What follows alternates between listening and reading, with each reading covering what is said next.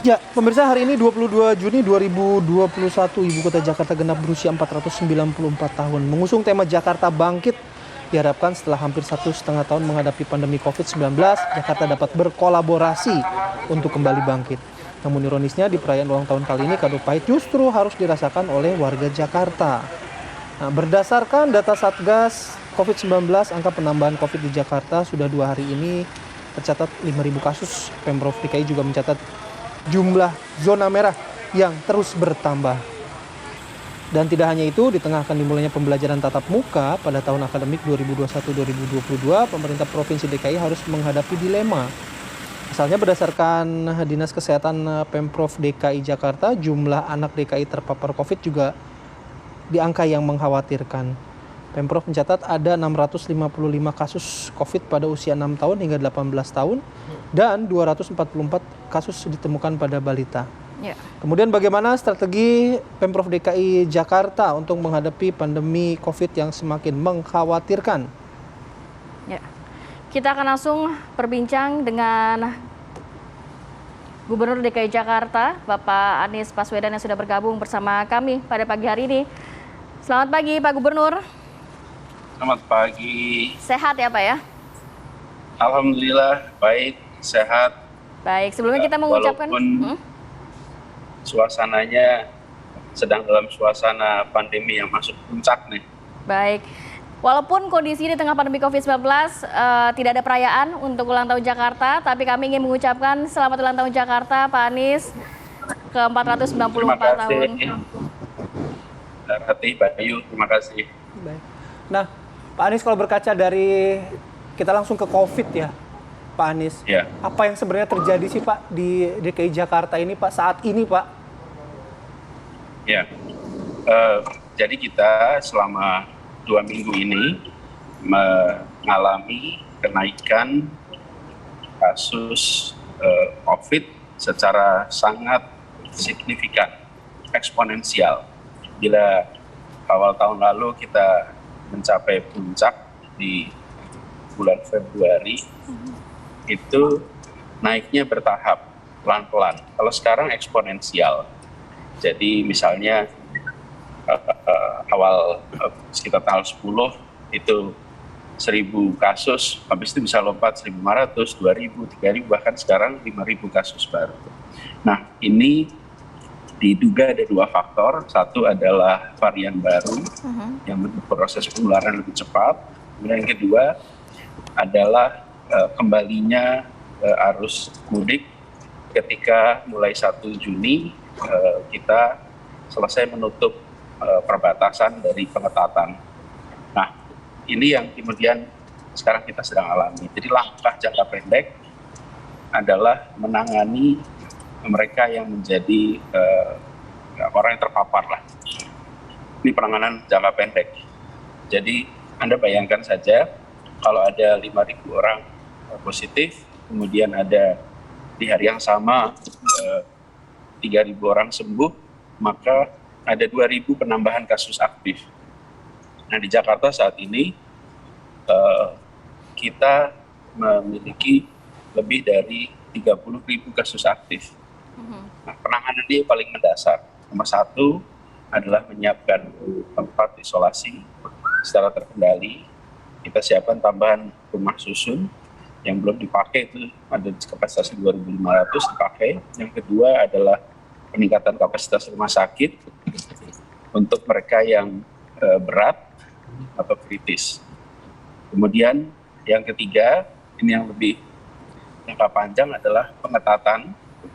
Kita meminta kepada masyarakat untuk bersama-sama mengurangi aktivitas yang tidak merupakan kebutuhan pokok dan yang tidak memiliki kemendesakan. Karena ini harus kita bersama. Jadi jangka pendek adalah penanganan mereka yang terpapar, kemudian jangka menengah adalah bersama-sama kita mengurangi aktivitas yang bukan aktivitas mendesak. Baik. Saya perlu ingatkan pada kita semua, ini bukan angka statistik saja. Ketika saya menyebut ada 5.000 kasus baru, 5.000 itu 5.000 orang, Ya. punya keluarga, punya saudara, anak, ayah, ibu. Ini mereka-mereka itu ketika positif merasakan seluruh keluarganya ketegangan, kekhawatiran. Apalagi kalau orang tua dan ada komorbid. Jadi saya mengingatkan pada semua, mari kita ambil langkah yang harus lebih hati-hati.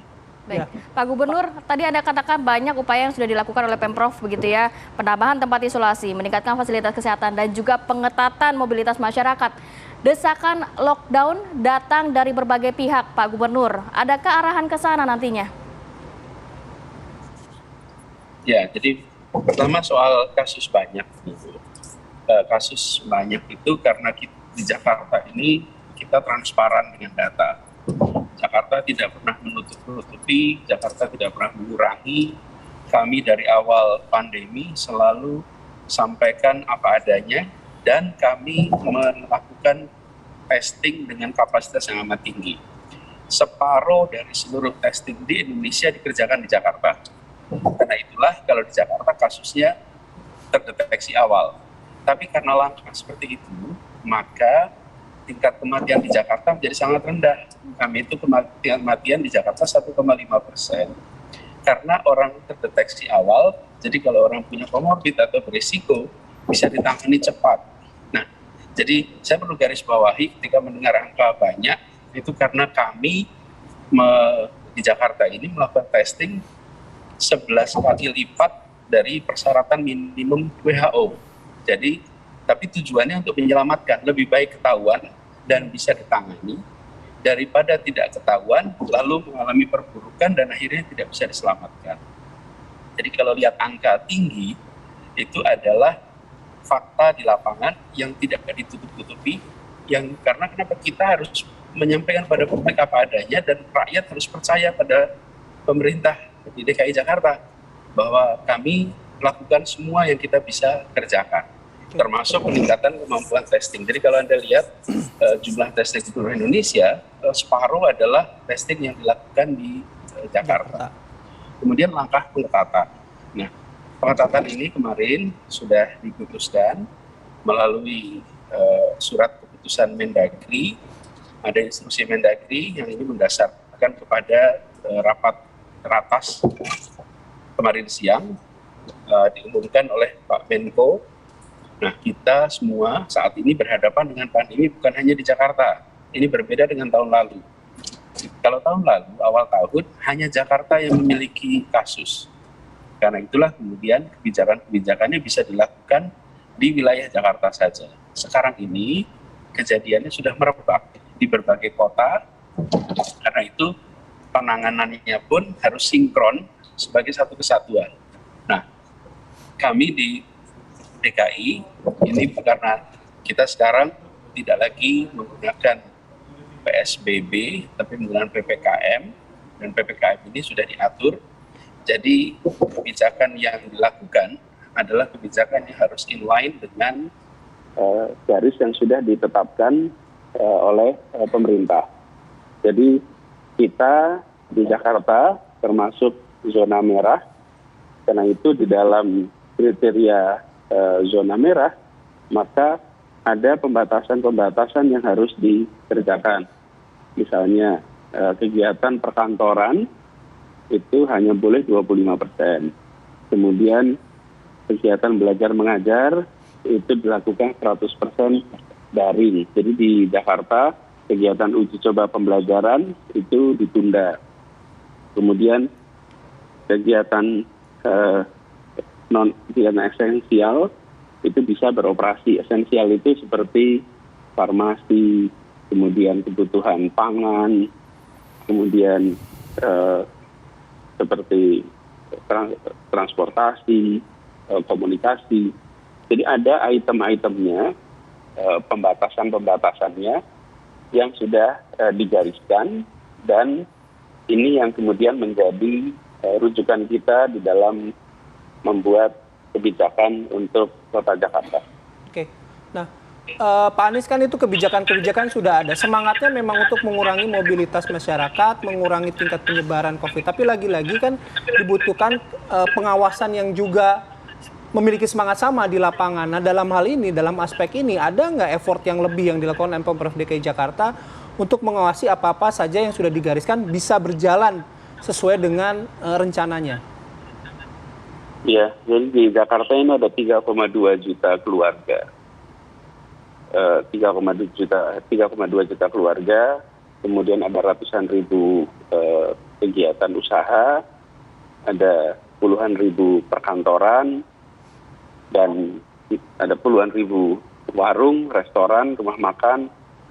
Kalau kita membayangkan seperti mengawasi ketertiban lalu lintas, maka akan sulit tercapai. Karena ketertiban lalu lintas itu hanya kita awasi ya di jalan-jalan raya.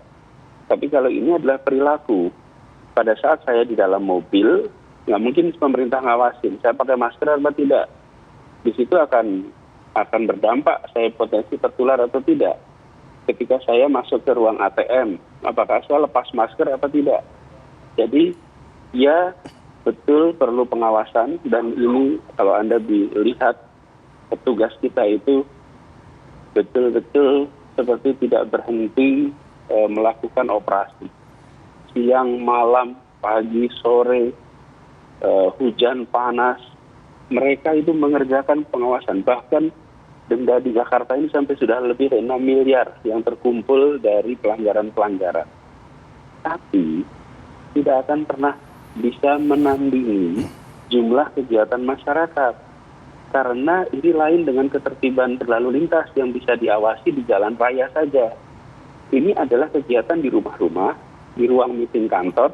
Bayangkan, misalnya nih Mas, di studio TV One, ketika lagi rapat, kan nggak mungkin pemerintah ngawasi. Pertanyaan, apakah kapasitas ruangannya sesuai dengan aturan? Misalnya hanya boleh 50%, nyatanya diisi penuh. Yang kedua, apakah semua peserta rapat itu memakai masker? Pemerintah tidak mungkin bisa mengirimkan petugas ke setiap aktivitas di tingkat keluarga, di tingkat tempat kerja, di tingkat kantoran. Jumlahnya sangat banyak, karena itulah perlu bicara kesadaran. Dan televisi ini salah satu instrumen penting, alat penting untuk membangun kesadaran bahwa penularannya itu tidak berada di jalan-jalan umum saja. Penularannya justru banyaknya di wilayah private. Wilayah private di mana? Di dalam perkantoran, dalam tempat kerja, di rumah. Nah, ini adalah tempat-tempat yang sering kedisiplinannya justru tidak bisa diawasi dengan mudah. Ya.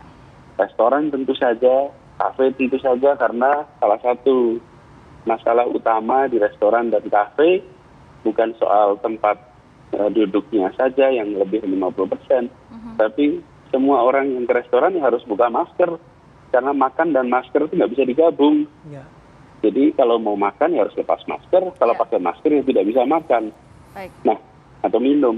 Jadi saya ingin mengajak bersemuanya, ya benar perlu pengawasan dan itu dilakukan. Jadi, tapi di sisi lain, mari kita sama-sama tumbuhkan kesadaran. Ini bukan semata-mata soal menegakkan peraturan, tapi ini adalah untuk keselamatan. Jadi Baik. itu menurut saya poin pentingnya. Ya, Pak Gubernur, yang lebih mengkhawatirkan adalah kondisinya saat ini keterisian dari rumah sakit rujukan COVID-19. Langkah antisipasi apa dari Pemprov DKI Jakarta mengenai fasilitas kesehatan, tenaga kesehatan, menanggapi tingginya COVID-19 di DKI Jakarta? Tapi nanti kita sambung lagi Bapak, usai jeda berikut tetap bersama kami di Apa Kabar Indonesia Pagi.